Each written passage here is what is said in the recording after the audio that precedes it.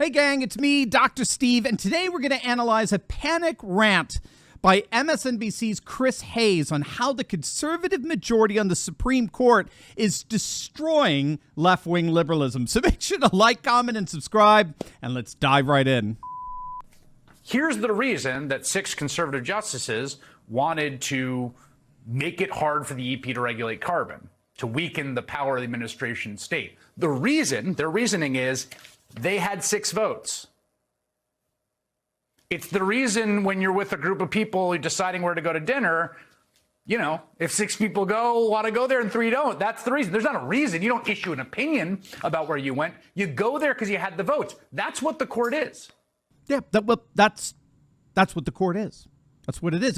It just votes because it has the votes. You know, I don't know who's been writing for MSNBC of late, but they've been getting lazy. This has got to be one of the most intellectually lethargic comments I've heard in quite some time, and that's saying something.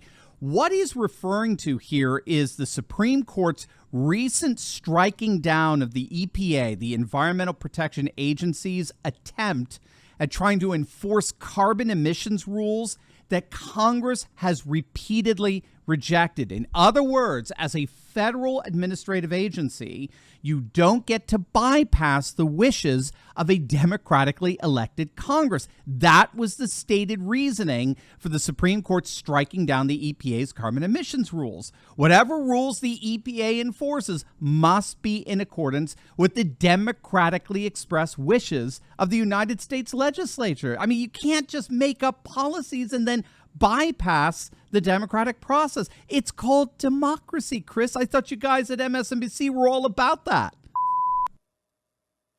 We saw something similar with the court's recent ruling making it harder for states to keep guns off the streets. And of course, when the court overturned 50 years of precedent to end the federal right to an abortion. That's it. They have the vote. They can do whatever they want unless someone stops them. Why does he keep making faces?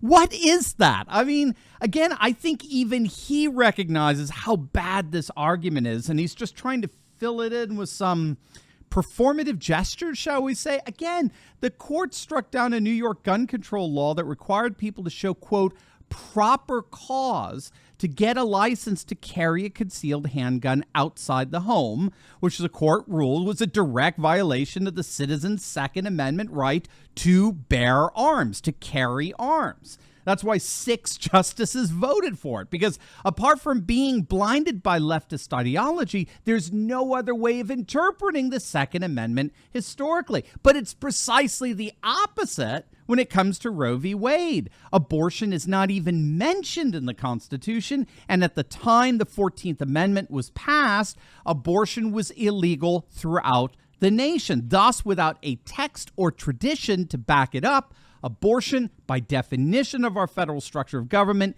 is an issue that must be determined by the states and the consent of the governed. Again, Chris, you really don't seem to get this democracy thing, do you? Hey gang, just a quick but really huge shout out from our good friends over at Goldco. You guys are ringing their phones off the hook. If you don't know them, make sure to click on that link below and give them a visit. Goldco is a Patriot gold company that specializes in helping you find how you can protect your retirement with the trustworthiness of gold and silver. And they are just so awesome. They are going to give you up to $10,000 in free silver when you open up an account. They're one of us, gang. They're amazing, but it is a limited time offer. So do not wait. Click on that link below or go to turleytalkslikesgold.com and let's keep those phones ringing off the hook. There's no other conclusion now, but the Supreme Court is, I fear, an acute threat to American representative governance and democracy. What? What?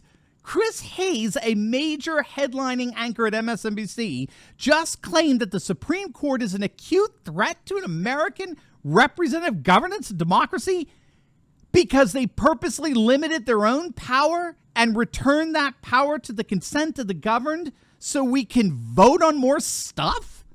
Seriously? I mean, if I didn't hear this with my own ears, I wouldn't have believed it if you told me this, that a primetime anchor actually got on TV and said that when unelected EPA officials impose laws that Congress opposes, that's democracy. But the Supreme Court voluntarily divesting itself of power and returning that power to the people is autocracy? As Democratic Congresswoman Alexandria Ocasio-Cortez. Stop. No, this is too much. We all know that SCOTUS is a clear and present threat to our representative governance and democracy because Alexandria Ocasio-Cortez says so. I mean, this actually passes for a legitimate news program. Sorry, go back. As Democratic Congresswoman Alexandria Ocasio-Cortez of New York said on Twitter, quote, members of Congress have sworn an oath to the Constitution. It is our duty to check the court's gross overreach of power in violating people's inalienable rights and seizing for itself the powers of Congress and the president. That's well said. That's what they did today. It's an idea the Congresswoman expanded on last night. And when we brother. We have the framing of, the framing of our government, the presidency, Congress, the president, Congress, and the Supreme Court are supposed to be three co-equal branches. Co-equal, none with supremacy over the other. And when any one of those branches overreaches its authority, it is the responsibility of the other two to check the overreach of that authority. The Supreme Court has engaged in the overreaching of its authority. I think that's right on the money. And I don't even think that's like a particularly radical notion, right? I mean, that's actually like basic civics, foundational constitutionalism. The branches check each other. The Supreme Court does not exist outside the political system, outside the constitutional system. I'm baffled. I'm literally baffled. This is so surreal. Does anyone actually have to inform Chris and AOC that back in 1973, the United States was the only nation in the West to have legalized abortion imposed on us by judicial fiat, rather than by the popular will of the people expressed legislatively and democratically?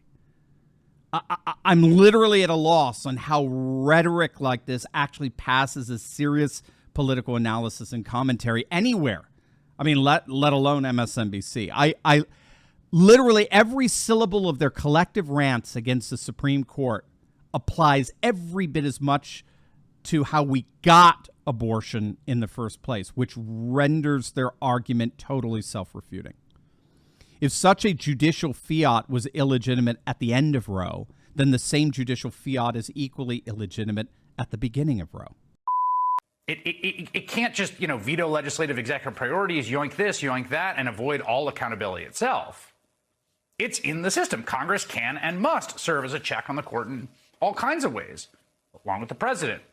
Can limit the scope of the court's ability to review certain laws. You can defund the court. I kind of like the idea of making them work without clerks just so that they, don't have summers off. So let me get this straight. The Supreme Court, whose sole job is to determine the constitutionality of laws passed by legislatures, actions taken by executives, and decisions rendered by lower courts, they should now be kept away from reviewing some of those laws, which, of course, would make the lower courts, the circuit courts, the de facto Supreme Court, wouldn't it?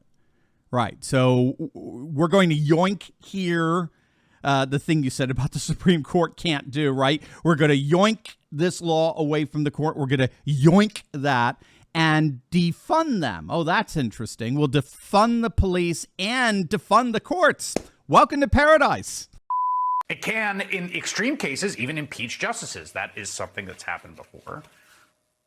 And of course, Congress and the White House can even alter the size of the court itself, something that has happened many times in U.S. history. In fact, back in 1803, when the Supreme Court granted itself the power to change or overturn laws through judicial review in Marbury v. Madison, the court was only made up of 6 justices, not 9. So Democrats have to be thinking aggressively, vigorously, strategically about what to do about this problem, how to rein in this rogue court. And if you want a model of what it looks like when political leadership engages the moment with the ferocity and ruthlessness it requires to protect our beloved institutions, look no further than the January 6th committee. I mean, at this point, the committee is, as far as I can tell, is like the only governing organ in the country that appears to be undertaking the project of fighting for American democracy with the zeal and acumen it deserves. So there you have it. There you have it. If you want a true defense of democratic norms, you need look no further than a bona fide Democrat monopolized kangaroo court. That says it all, gang. One of the single most absurd rants brought to you by the radically anti-democratic ideologues over at MSNBC. That's going to do it for us, gang. Make sure to like, comment, and subscribe, and definitely check out my latest video where I tear apart Joy Reid melting down over Patriots taking over the nation. It's absolutely delicious. You're not going to want to miss it. So make sure to click on that link, and I will see you over there. God bless.